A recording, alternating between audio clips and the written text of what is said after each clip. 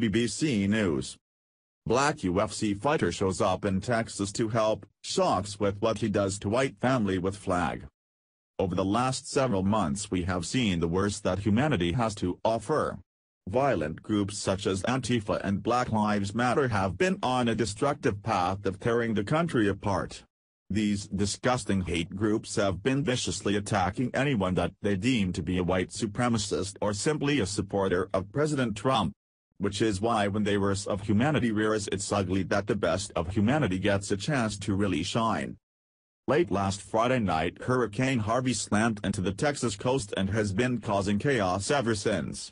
The storm has dumped record-shattering rainfall on the southeast region of Texas that has flooded communities in Houston.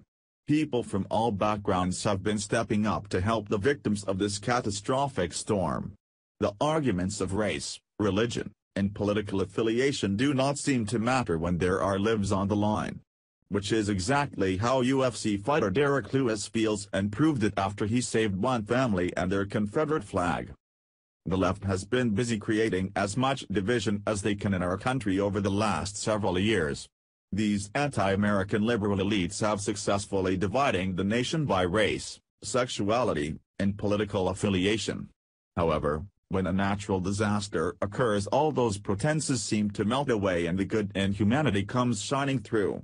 While families in the Houston area have been struggling to literally stay afloat, Good Samaritans have been jumping in to save them. One of those Good Samaritans is UFC fighter Derrick Lewis, who has been doing his part to save the flood victims. Lewis is a native Texan and has been spending all his free time braving the flood conditions to save as many people as he can. I've always been that type of guy that I like to help people more than I like to help myself. And so I just seized the opportunity. The police, they kept getting on the news and saying that they're not going to help no one unless it's a life or death situation. Basically, the firefighters said the same thing. So, instead of Lewis just sitting back and hoping that it would all work out, he stepped on to help. Lewis's body is ravaged from red ant bites and his legs are burning from braving the strong Houston floodwaters current. During one of his rescue missions, Lewis came across a husband and wife who literally lost everything in the flood. This couple only had the clothes on their back and his Confederate flag. I picked up one guy and his family, his wife, he just kept apologizing to me, because all he really had was his clothes, and he wanted to take his Confederate flag, Lewis said. He wanted to take that with him, and he just apologized and said, "Man, I'll sit in the back of your truck, man. I don't want to have my flag inside of your truck like this." I said, "Man, I'm not worried about that." He's saying, "You never know if you ever need someone." So, I already knew where he was going with it. I just said, "Don't even worry about it. It's okay. I don't care about that." His wife kept hitting him and saying, "You should have just left it." Lewis insists he didn't give it a second thought and will continue to offer assistance to anyone in need, especially with even more rain and strong wind expected to hit Houston in the next several days. It's supposed to get pretty bad in the next few days because it's already supposed to turn into another hurricane, Lewis said.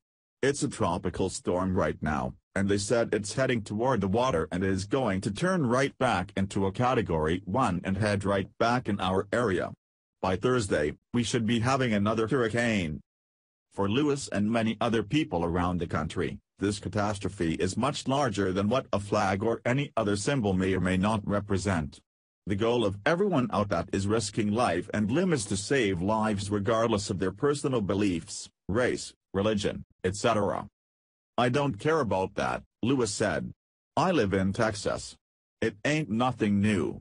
I've been living in the South all my life, and it ain't nothing I hadn't seen before or discussed. I don't care about that type of stuff. I just wanted to help him. This is exactly what Americans do no matter how much the left despises it. We all come together in times of need to help each other out and leave all those arguments at the door. You see, all of those distractions is what is keeping us from remembering that we are all Americans first and we help each other out when in need. Hopefully, we can keep that spirit of unity alive even after the floodwaters subside.